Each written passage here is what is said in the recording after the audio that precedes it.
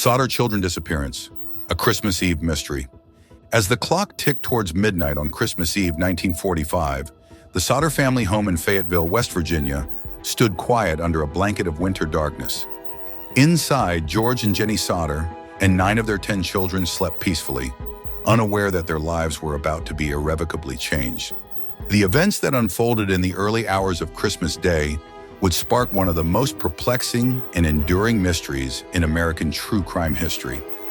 The night began like any other Christmas Eve. The children, excited for the holiday, had begged to stay up later than usual. Their mother, Jenny, relented, allowing them to play with toys they had received as early Christmas gifts. As the evening wore on, the younger children drifted off to sleep, while the older ones helped their mother with last-minute holiday preparations. At around 1 a.m., Jenny Sodder was awakened by the sound of the telephone ringing. Half asleep, she stumbled downstairs to answer it. On the other end of the line, she heard a woman's voice asking for someone Jenny didn't know. In the background, she could hear the sounds of laughter and clinking glasses, as if the caller was at a party. Puzzled by the strange call, Jenny hung up and made her way back to bed. As she climbed the stairs, she noticed that the lights were still on and the curtains were open, unusual for that time of night.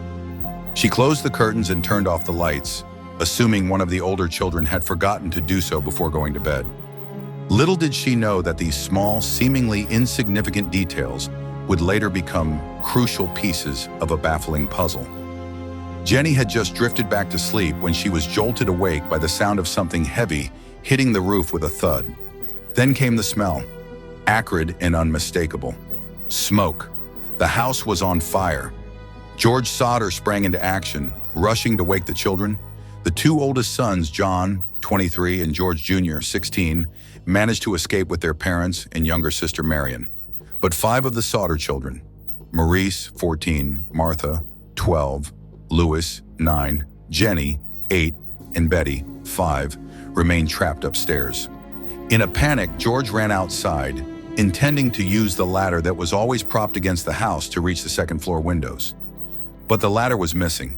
He then turned to his coal trucks, thinking he could drive one up to the house and climb onto the roof.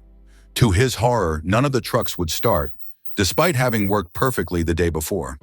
As the flames engulfed the house, George and Jenny watched in helpless agony, believing their 5 children were burning alive inside. The fire department, located just 2.5 miles away, didn't arrive until 8 a.m., nearly 7 hours after the fire had started. By then, the Sodder home had been reduced to ashes.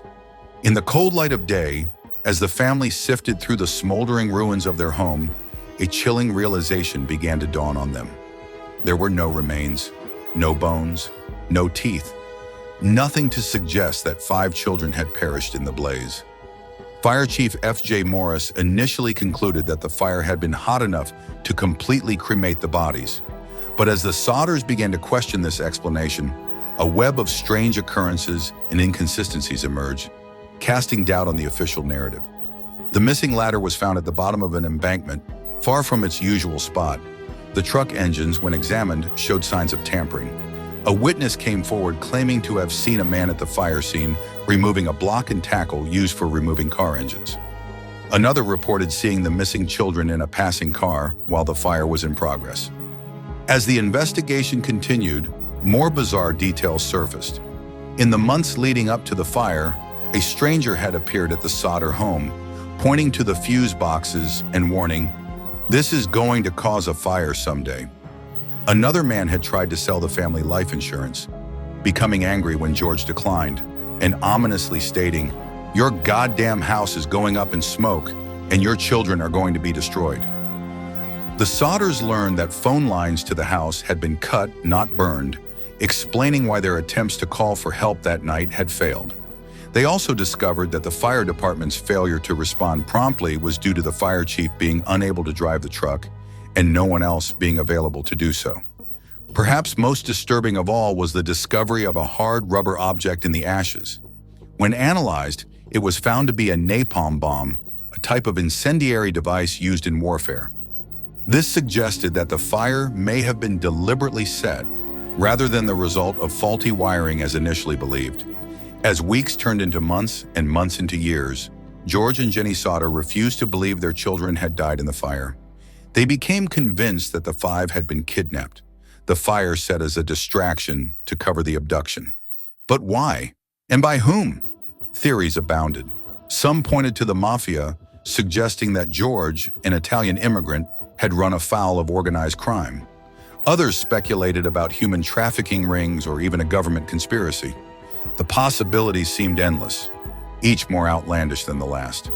The Sodders' relentless pursuit of answers led them to hire private detectives, offer rewards, and even erect a billboard on Route 16 with photos of the missing children and details of the case. They never gave up hope that their children were alive somewhere, perhaps unaware of their true identities. In 1968, more than 2 decades after the disappearance, Jenny Sodder received an envelope in the mail. Inside was a photograph of a young man who bore a striking resemblance to her missing son, Louis. On the back was written, "Louis Sodder, I love brother Frankie, little boys, A901332 or 35.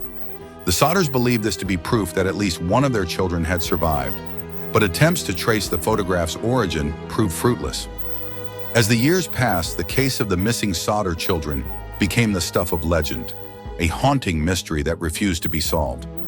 George and Jenny Sodder went to their graves still searching for answers, never having celebrated another Christmas after that fateful night in 1945. Today, more than 75 years later, the disappearance of the Sodder children remains one of America's most perplexing, unsolved mysteries. The case continues to captivate true crime enthusiasts and amateur sleuths, spawning countless theories and discussions online. Was it a tragic accident, as initially believed? A carefully orchestrated kidnapping? Or something even more sinister? The truth may never be known, but the story of the Sodder children serves as a chilling reminder that sometimes the most haunting mysteries are those that hit closest to home. As we reflect on this baffling case, we're left with more questions than answers. What really happened on that Christmas Eve in 1945? Did the 5 Sodder children truly perish in the fire? Or did they survive, living out their lives under new identities, unaware of their true heritage? And if they were taken, who was responsible and why? The Sodder children disappearance stands as a testament to the enduring power of mystery, the strength of a family's love, and the human need for closure. It reminds us that sometimes the most terrifying stories are not those of supernatural horror, but of real-life events that defy explanation. As we close this chapter of our exploration into true crime, we're left to ponder the countless unsolved mysteries that continue to perplex and fascinate us. The case of the Sodder children may never be solved, but it will undoubtedly continue to intrigue and unsettle us for generations to come. If you found this deep dive into the Sodder children disappearance as captivating as we have, we invite you to join us on more journeys into the world of unsolved mysteries and true crime. Like this video if you enjoyed it, leave a comment with your thoughts or theories about the case, and don't forget to subscribe to our channel for more content like this. Together, we can keep exploring the darker corners of human history, always searching for that elusive truth that lies just beyond our grasp.